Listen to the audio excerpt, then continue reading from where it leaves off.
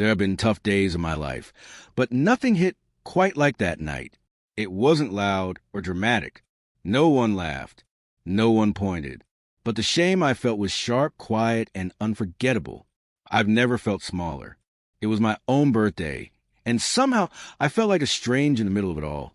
Music playing, people smiling, drinks flowing, and then my wife Karen, laughing like a schoolgirl with her ex-husband. Yeah, her ex. She invited him. It had taken weeks to plan the night. I wasn't going for anything flashy, just a good time. Grilling in the backyard, music, close friends. I invited people I enjoyed being around. A few of her friends, too, because that's how we always did things. Karen had asked earlier that week if she could invite some old friends. I didn't press for details. I said, sure. I trusted her, or thought I did. I was halfway through my third beer when he showed up. At first, I didn't even recognize him, but my buddy Lucas leaned over and said, "Isn't that Karen's ex?" And in that second, my chest got tight. He strolled in like he owned the place, like he knew he shouldn't be there, but also knew someone definitely wanted him there. Karen greeted him with a hug, not the polite, quick kind. It was slow, full-bodied, like they'd missed each other.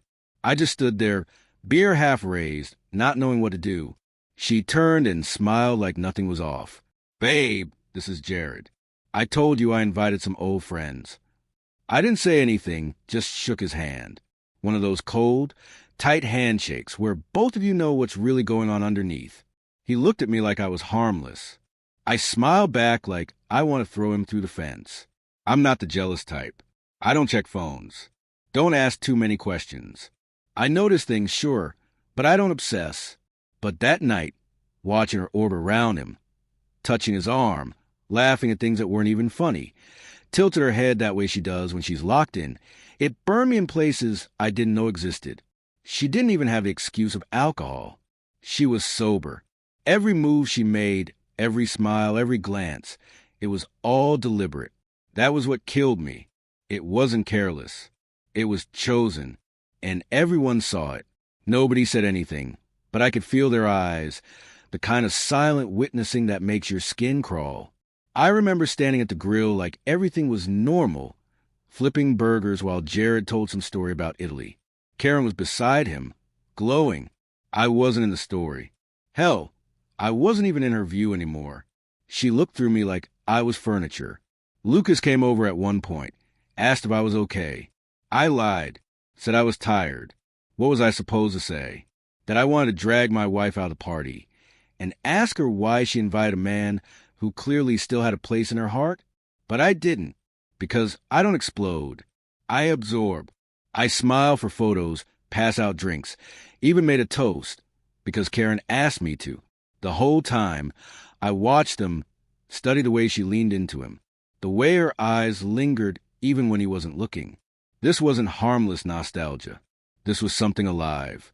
After everyone left, the silence in the house felt deafening. Karen came up, kissed my cheek, and said, "That was nice, wasn't it?" I just looked at her, really looked, and realized I didn't recognize her anymore. "Yeah," I said. It was something. She went to wash off her makeup, said she was exhausted. I just sat there in the dark, staring at a half-finished glass of whiskey. Something in me shifted. She thought I'd just take it, that I'd stay quiet, swallow like always. She didn't know what I'd been thinking or what I'd been noticing. We'd been together for years, lived on the same roof, shared a bed, split bills. But now I saw it clearly. There had always been a separate world she kept hidden, one I was never allowed to enter. Jared wasn't just in her past.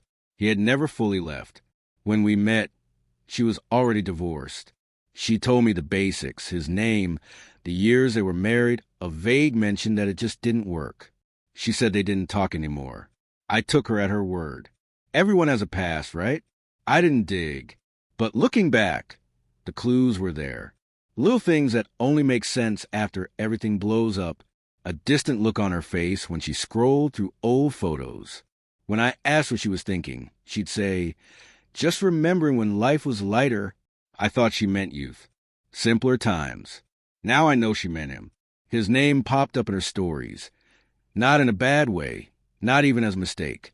Just there, present, like a shadow she never stepped out of. They used to take trips, go dancing. He was always part of the story she told about before. There was one night we were watching a comedy special, and the comic joked about that one ex who still lives in your phone, even if you act like they're gone. Karen laughed a little too hard. I joked, "You still got him saved?" She said, "Of course not." But something about the way she said it didn't sit right. I checked her phone the next day. No Jared, but there was a J Taxes. She never did her own taxes. I always help with that. Still, I didn't bring it up. I told myself I was being paranoid. I didn't want to be that guy, the insecure husband who goes through her stuff. She talked in her sleep, sometimes. One night, clear as day, I heard her whisper, "Jared, stop." I didn't wake her, didn't mention it, just lay there beside her, wondering why his name still sounded so fresh coming out her mouth.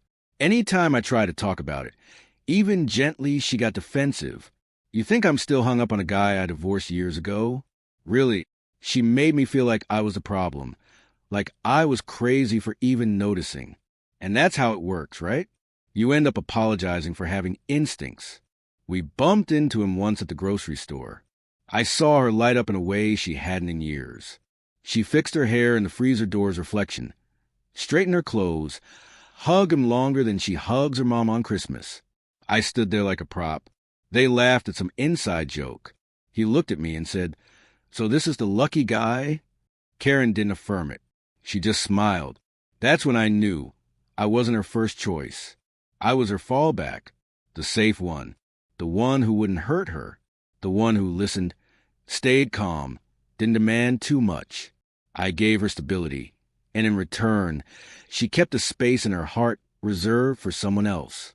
I'm not perfect. I know that, but I showed up. I was loyal. I made her feel loved, never questioned.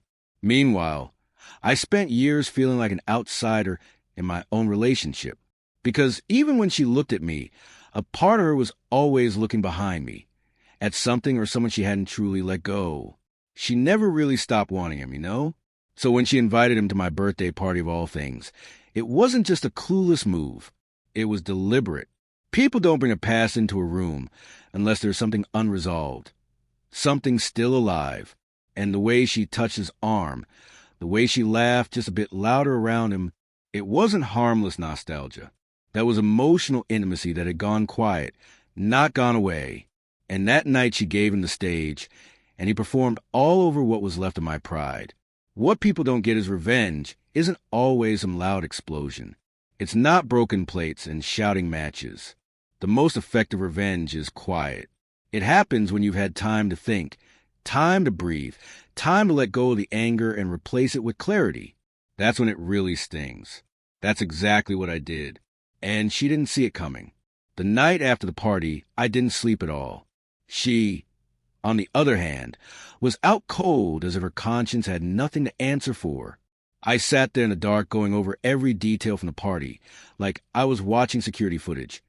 Every laugh she gave him, every time her hand grazed his arm, every look she used to give me that now belonged to someone else. She didn't confess anything. She didn't need to. Disrespect doesn't need to scream to be heard. So I started moving in silence, not angry, just focused. I called work and took a few days off. No one asked why. I went through the apartment, the accounts, the documents, anything she could use against me. I handled quietly, removed my name from her car insurance, separated my finances from hers. She had quit her job when I got promoted, said she needed time to find her passion. I didn't argue. So guess who was paying for everything? Yeah, me. I called a real estate buddy and told him I wanted to sell fast. It was all in my name. She just never noticed. By the next day, I had a buyer. I didn't wait. I started packing, not to leave, but to let her know she was no longer staying. Then I waited. I let her think everything was normal. Made dinner. We laughed. She kissed me. I didn't flinch. I acted like nothing was wrong, because every lie she ever told me I was about to return with interest. Saturday morning, I handed her an envelope. She was still in her robe, drinking coffee, smiling, probably expecting tickets to a weekend getaway. Inside was a letter, not a breakup note, not some dramatic speech. Just facts. She had 48 hours to move out. Her access to the accounts? Gone. The engagement ring? Keep it. It had already been replaced.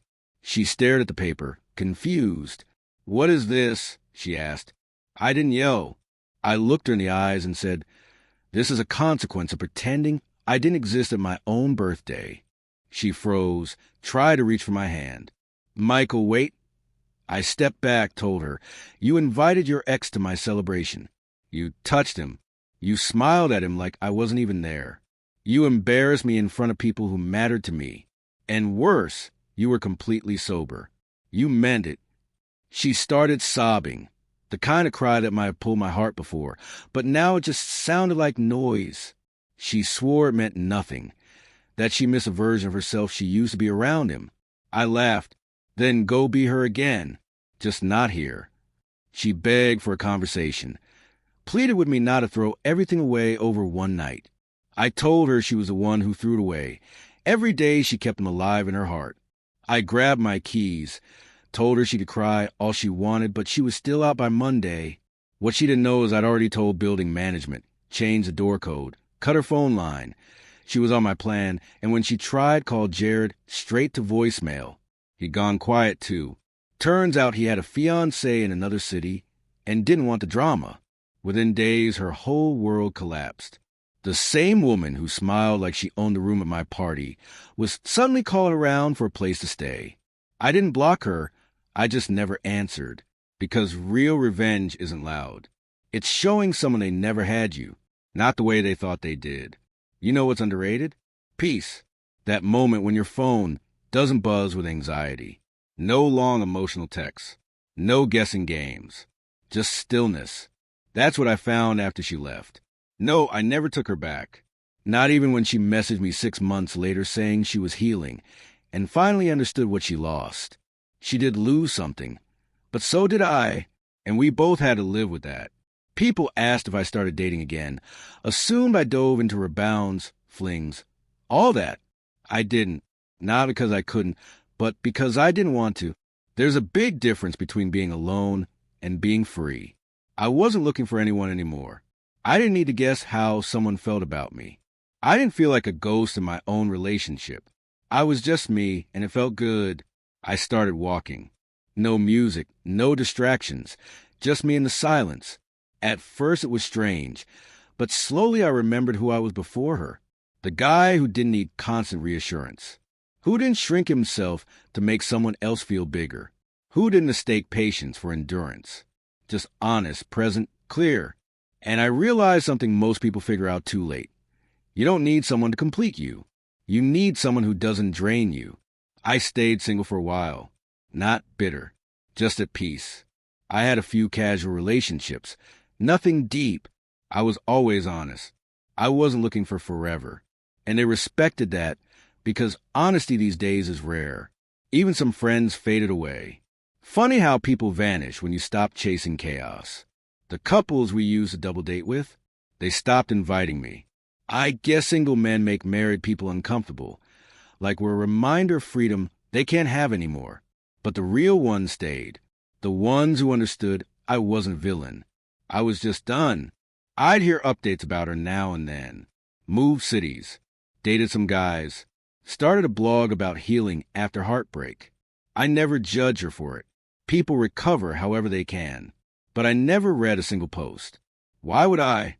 That story ended the day I handed her that envelope. I started painting, not good, just enough to clear my head. Traveled alone. Thought it would feel lonely, but it was powerful. Eating by yourself in another country, walking unknown streets. It doesn't make you invisible. It makes you untouchable. Sometimes I still miss the idea of love. Not her, just the feeling. The warmth of another person beside you. A random text during the day. The way someone laughs when they're fully themselves. But I never chase it because I know what it costs to rush. And once you've tasted peace, the kind you earn, not stumble into, you never trade it for something loud and messy again. Do I have regrets? Of course. I regret not listening to my gut.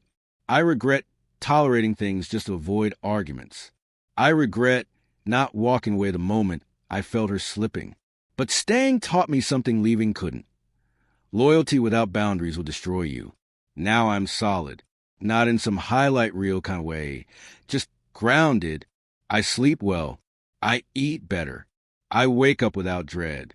I don't flinch when my phone lights up. I don't beg to be seen. And when I see couples fighting in public, I don't judge them. I just feel grateful because I know what it's like to be in that storm. And I'm thankful I made it out. Will love find me again? Maybe. But I'm not waiting around like it's a reward. And if it does come, it better come with honesty, clarity, and zero ghosts. Because I'm done sharing my space with someone who keeps romanticizing what they should have left behind. I'd rather be alone in peace than partnered in doubt. And that, my friend, is the most grown man thing I've ever learned.